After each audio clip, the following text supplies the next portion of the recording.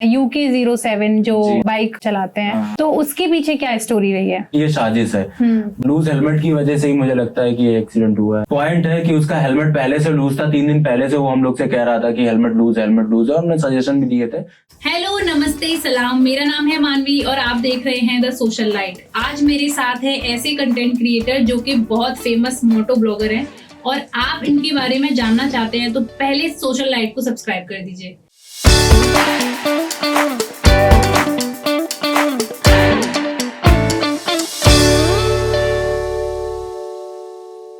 तो कैसे शुरुआत हुई मोटो ब्लॉगिंग की? कैसे फैमिली सपोर्ट रहा, क्या रहा? शुरुआत तो थोड़ी टफ थी, बट फैमिली सपोर्ट भी नहीं था उतना स्टार्टिंग में, बिकॉज ये सब चीजें किसी के नॉलेज में नहीं थी कि ऐसा कुछ हो सकता है लाइफ में और इससे भी कुछ करियर सेट हो सकता है। इसीलिए फैमिली सपोर्ट तो बिल्कुल नहीं मिला, बट आज की टाइम में हो गया जो होना था और अभी फैमिली सपोर्ट भी मिल रहा है। जब आप एक थोड़े से मुकाम पे पहुंच जाते तो फैमिली सपोर्ट भी मिल जाता है।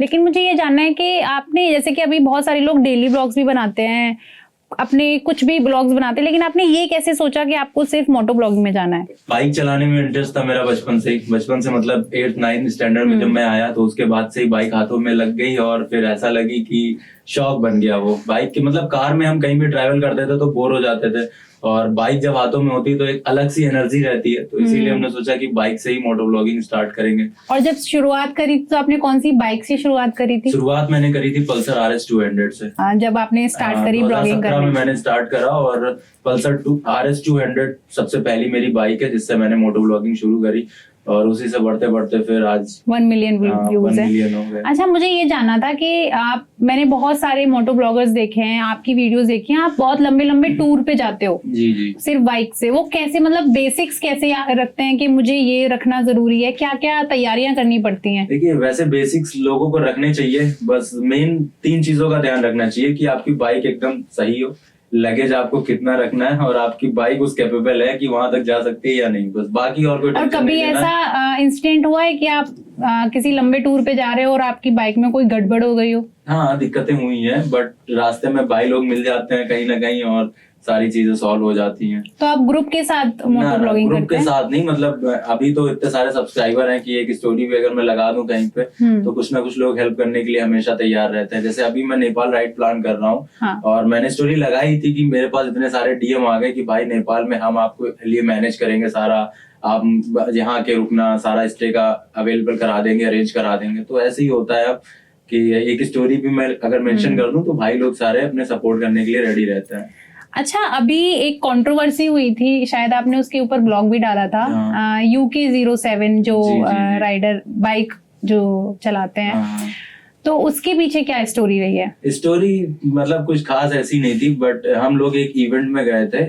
एक ब्रांड का एक इवेंट था जहाँ पे कई सारे लोग थे, टोटल अराउंड शायद 10 लोग थे जो फेमस अलग अलग जगह थे, पूरे इंडिया से थे। जो मोटो ब्लॉगर ही थे? मोटो ब्लॉगर ही नहीं थे, गेमिंग के थे, कुछ रोस्टर्स थे, कुछ न्यूज देते हैं, बट यूट्यूब के सारे अच्छे सेलिब्रिटीज थे। तो वहीं पे उनसे मुलाकात हुई थी, बट उनका रवैया देख के वो मुझे पसंद नहीं आया थोड़ा सा, तो बस इसीलिए थोड़ा मनमुटाव हो गया था हम लोगों में। स्टोरी क्या थी, मतलब रवैया क्यों?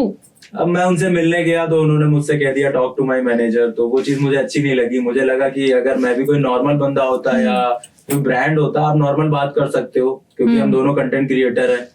सो वो चीज मुझे थोड़ी सी खराब लगी थी। अच्छा, ये बताइए, जो सोशल मीडिया है उस पे ब्लॉगिंग करते हैं लोग, तो नेगेटिव चीजें भी आती हैं और पॉजिटिव चीज भी आती हैं। बिल्कुल। तो क्या रोल है सोशल मीडिया का, नेगेटिव और पॉजिटिव दोनों ही आपकी लाइफ में? बहुत ज्यादा इम्पैक्ट करती चीजें, क्योंकि निगेटिविटी आजकल बहुत ज्यादा है, मतलब इतनी है कि उससे दूर भाग पाओ आप, ये थोड़ा सा कम होता है। इसीलिए मैं खुद ऐसा हूँ कि अगर मुझे थोड़ी बहुत निगेटिविटी लगती है तो मैं सोशल मीडिया बंद करके थोड़े दिन के लिए साइड हट जाता हूँ, 3-4-5 दिन अपने आप को रेस्ट देता हूँ, दिमाग ठंडा करता हूँ, उसके बाद कम बैक करता हूँ। क्योंकि ऐसे कमेंट्स होते हैं, आजकल सोशल मीडिया ही हो गया हर चीज, लोग सोशल मीडिया पे जज करने लगे हैं। मतलब आप को जानते भी नहीं है, आपकी सच्चाई नहीं जानते, कोई वहां था नहीं, किसी को कुछ मतलब नहीं, बट लोगों ने देखा कि ऐसा था, बस एक के पीछे दूसरा लग जाता है कहने में। तो ये चीज है जो कि गलत है। पहले चीजों को समझना चाहिए, ऑब्जर्व करना चाहिए, उसके बाद किसी को जज करना चाहिए। लेकिन सोशल मीडिया पे क्या हो रहा है, सीधे जजमेंट दिया जा रहा है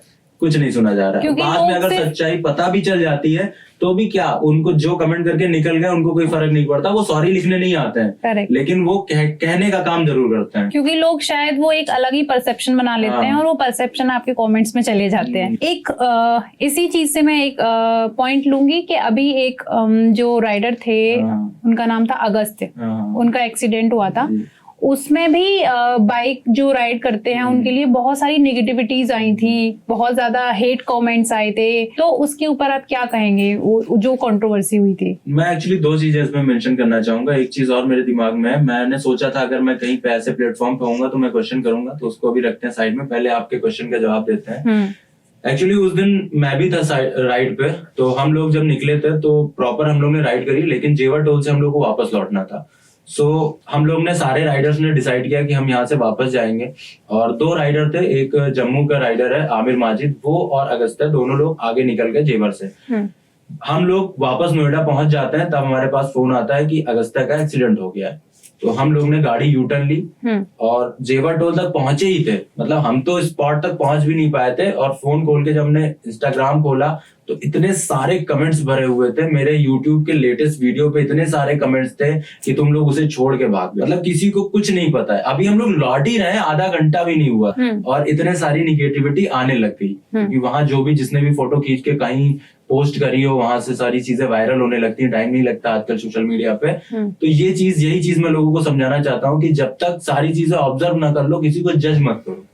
उस दिन का सिनेरियो यही था। और जो इस कंट्रोवर्सी में जो फंसे थे उनके बारे में आपका क्या कहना है? फंसा ऐसा कोई, मतलब जितने राइडर थे सभी बदनाम हो रहे थे, सभी के नाम लिए जा रहे थे, सभी को गालियां दे रहे थे, और उनको तो गालियां पड़ ही रही थी, उनकी फैमिली मेंबर्स या रिलेटिव्स या फ्रेंड अगर जिसके साथ वो रहते हैं, उनके कमेंट सेक्शन में भी लोग जा जाके गालियां दे रहे थे। तो ये चीजें और ज्यादा खराब थी कि जिसकी अगर आप उसकी गलती दे भी रहे हो, अगर आपने कोई मर्डर किया तो आपके पिताजी को कोई क्यों बोलेगा, सजा आपको मिलेगी ना, उनके पिताजी को थोड़ी मिलेगी। तो लोग वहां तक भी पहुंच रहे थे। लोग ये नहीं सोचते हैं आजकल कि किसी पे क्या इम्पैक्ट पड़ेगा, किसी के ब्रेन पे क्या इम्पैक्ट पड़ेगा। बस लोगों का काम रह गया है अपने भड़ास मिटाओ, जो कहना है कह दो।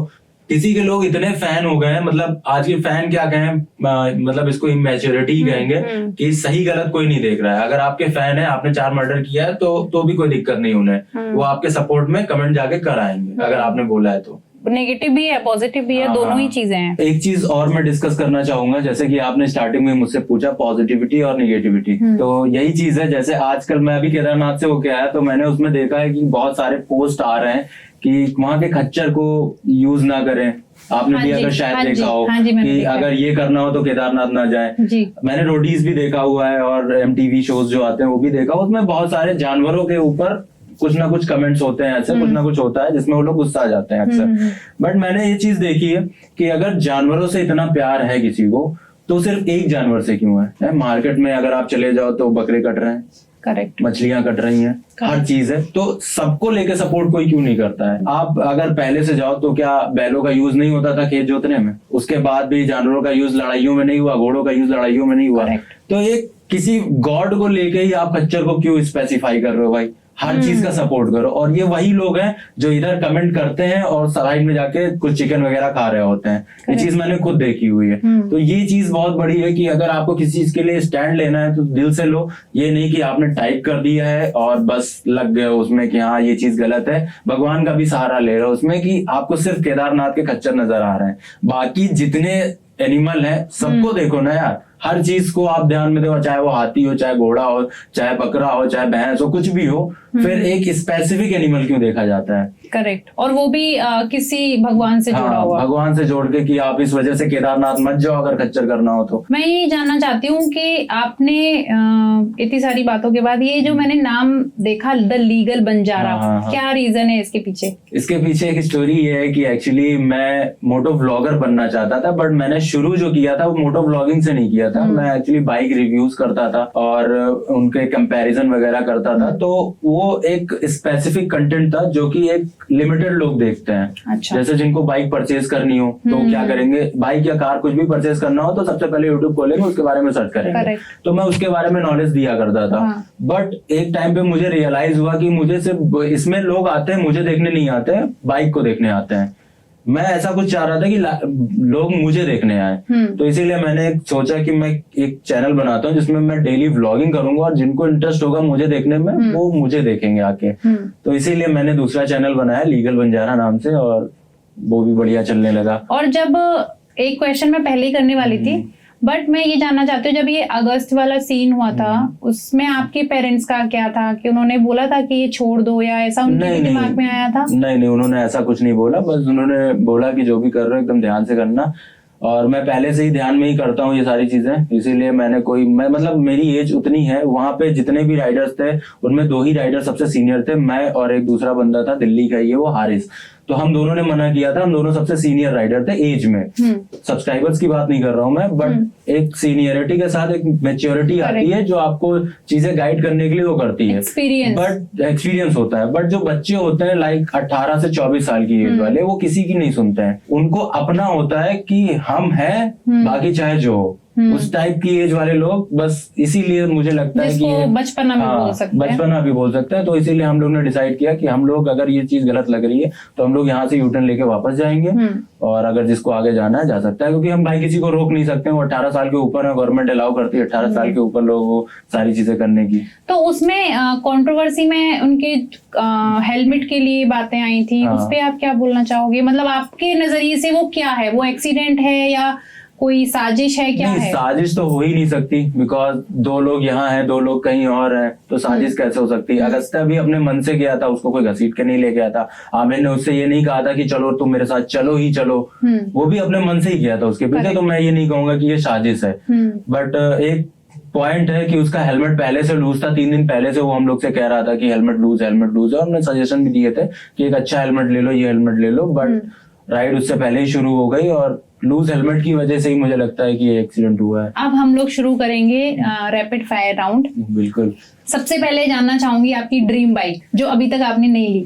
देखिए, ड्रीम बाइक जो मेरी थी वो एक्चुअली मैंने परचेज कर ली है, बट इसके बाद जो ड्रीम है वो कावासाकी S2 है। Favourite celebrity crush?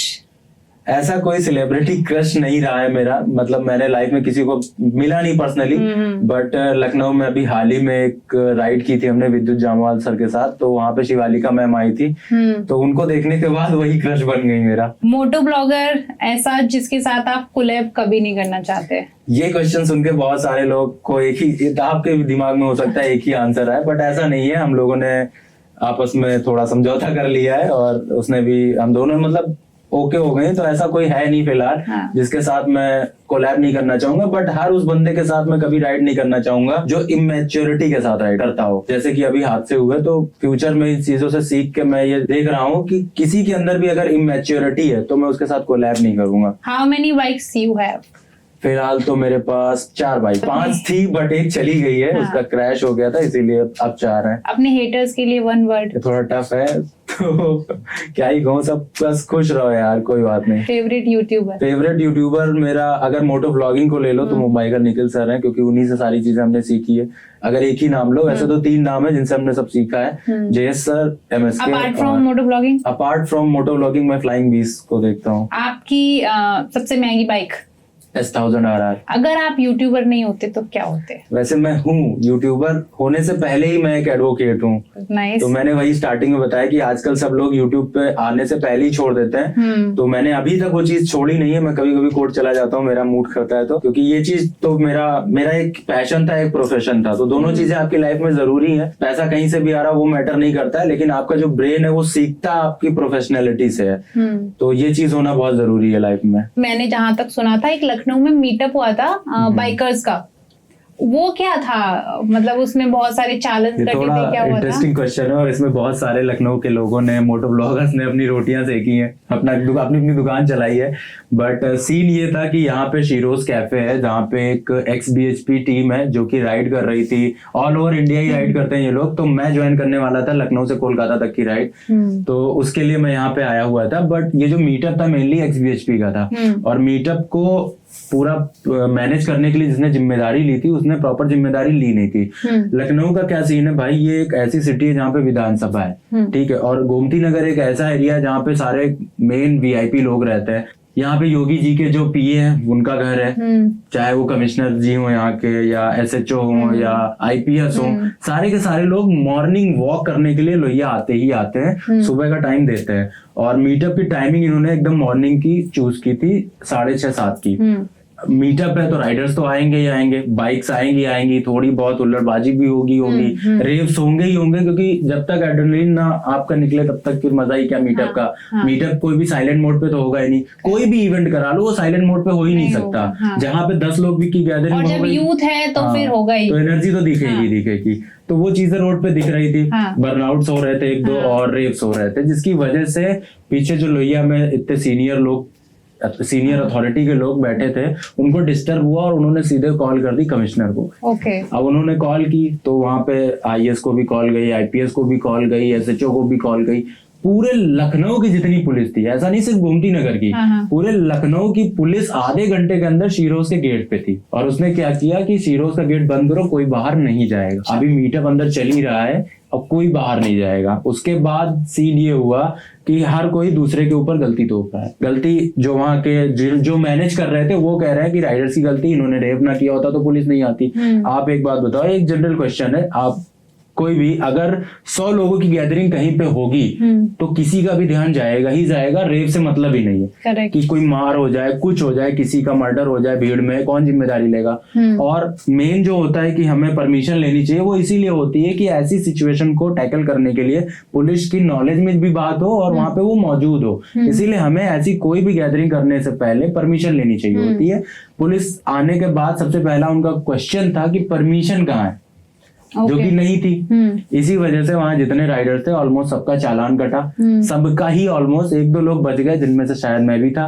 और बाकी मैं राइड ज्वाइन करने वाला था, इसीलिए मैं जल्दी में अपना सूट पहना, मैंने पूरा ट्रैक वाला, और मैं वहां से राइड पे निकल गया था। लेकिन बाद में पेपर्स में देख रहा हूँ, मैं राइड पे ही था और पेपर्स में देख रहा हूँ कि 100 लोगों का चालान कटा, बाइकें सीज, मतलब सारी वो भी गलत न्यूज चैनल भी इसके लिए जिम्मेदार है। न्यूज चैनल ने लिखा हुआ था कि सारी बाइकें सीज, जबकि एक भी बाइक सीज नहीं थी। चालान काट के छोड़ दिया गया था जिसके पेपर्स नहीं थे, जिसके पेपर्स इनकम्प्लीट थे उसका चालान काट दिया था, जिसके पेपर्स थे पूरे उनको छोड़ दिया गया था। तो ये चीजें किसी ने मेंशन नहीं करी थी। लेकिन अब बात आती है कि इस इतने बड़े इवेंट की जिम्मेदारी लेगा कौन? कोई जिम्मेदारी लेने को तैयार नहीं था। तो जिनको लगा कि हम गलत हैं क्योंकि हमने 1-2 रेव मारे थे, उन्होंने हमारे ऊपर तोपा। जिनको लग रहा था कि परमिशन नहीं थी, वो परमिशन जिन्होंने नहीं ली थी वो भी हमारे ऊपर जिम्मेदारी तोप रहे थे, क्योंकि हम हम यूट्यूबर थे, क्योंकि हम फेमस थे। वो हमारे ऊपर ब्लेम डाल सकते हैं क्योंकि लोग ज्यादा देखेंगे, ठीक है, लोग हमारे ऊपर वीडियो बनाएंगे तो लोग ज्यादा देखेंगे।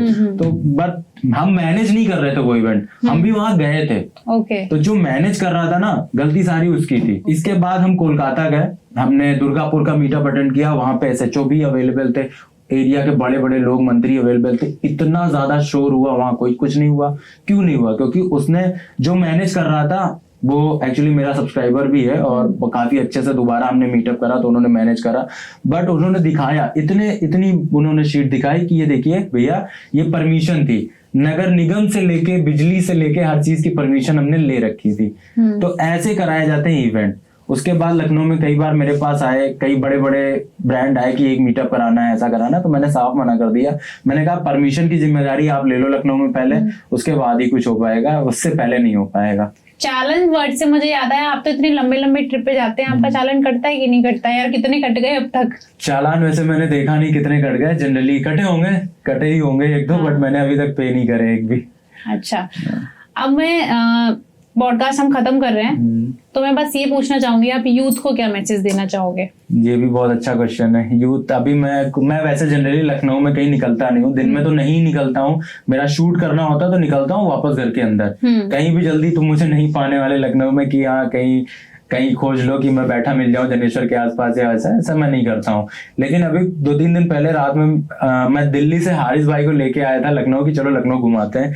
तो हम लोग रात में निकले और 1090 के पास जाके रुके, तो हमने देखा कि वहां एक बाइक पे 3 लोग बैठे हैं, मतलब बाइकें कई सारी थी बट एक बाइक पे 3 लोग बैठे थे बिना हेलमेट के और एकदम ऐसे कट मार रहे हैं, कार के आगे से लहरा के निकल रहे हैं। तो मैं बस जितने भी राइडर है उनको यही संदेश देना चाहता हूँ लखनऊ के, कि बस ऐसे ही लोगों की वजह से जो आजकल पुलिस ज्यादा यहाँ पे हो कर रही है ना कर रही है और सही कर रही है कि अगर आपने गोमती नगर इलाके में एक व्हीली भी उठाई तो आप जेल जा सकते हो। ऐसे लेवल पे पुलिस काम कर रही है, जो कि बहुत अच्छा है इन लोगों के लिए, क्योंकि ये चीजें गलत है यार। अगर सिटी में आप कर रहे हो तो किसी को भी चोट लग सकती है, आपको तो लगेगी, दूसरा भी चोट खा सकता है। ये चीजें कभी नहीं सोचते हो, तो ये चीजें अवॉइड करो। अगर कुछ भी करना है, एक राइडर्स और बाइकर्स की कम्युनिटी को खराब मत करो, मोटरसाइकिलिस्ट बनो अच्छे से, और बाइक चलाने से पहले ये सोचो कि आप अगर सेफ हो तो दूसरा भी सेफ रहे। आप अपनी सेफ्टी तो खराब करते ही करते हो, दूसरे की भी कर देते हो, तो ये चीज नहीं करनी अपन को बिल्कुल भी। सेफ राइड करो, हेलमेट वगैरह पहनो, ट्रिपलिंग मत करो, बिकॉज चोट लगेगी तो ज्यादा ही लगेगी यार। अभी हमारे साथ एक हादसा हुआ, उससे सीख लो कुछ, तो ये सारी चीजें मत करो। थैंक यू सूरज हमारे सोशल लाइट पे आने के लिए और इतनी अच्छी अच्छी बातें बताने के लिए। तो ये हैं सूरज वर्मा जी, और अगर आपको ये वीडियो अच्छी लगी हो तो प्लीज लाइक कर दीजिए, शेयर कर दीजिए और हमारे चैनल को सब्सक्राइब कर दीजिए। जय हिंद, जय भारत।